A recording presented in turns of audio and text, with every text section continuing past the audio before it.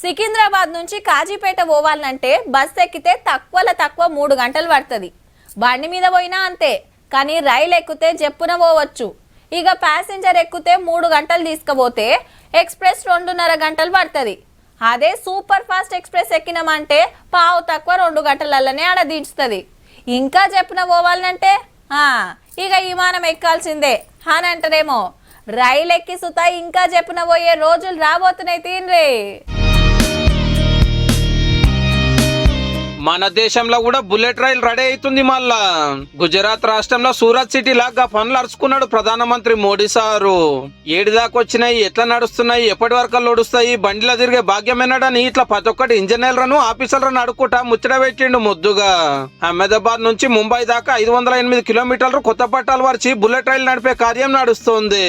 గంటకు 320 కిలోమీటర్ల రువర్ తోట ఉరుకుతుందట. నడిమిట్ల 12 స్టేషన్లు గిసొంటి బండ్లు దిప్పుట్ల పేరు పోయిన జపాన్ టెక్నాలజీ జపాన్ ఇంజనీర్ల సాయం తీసుకుంటున్నారు. సగం బడ పనులు వచ్చినాయి కూడా. ఇంకో ఏడాదిలో 50 కిలోమీటర్లు ఫస్ట్ అయితే రెడీ చేసి బండి నడిపి చూస్తారట. అటెంక తత్తిమది. గుజరాత్ లో దెబ్బ అవుతుంది కానీ మహారాష్ట్రలోనే నింబలంగా అవుతుంది. నడిమిట్ల 7 కిలోమీటర్లు సముద్రం లోపల 10 నెలలకు వెళ్ళేస్తారట పట్టాలు.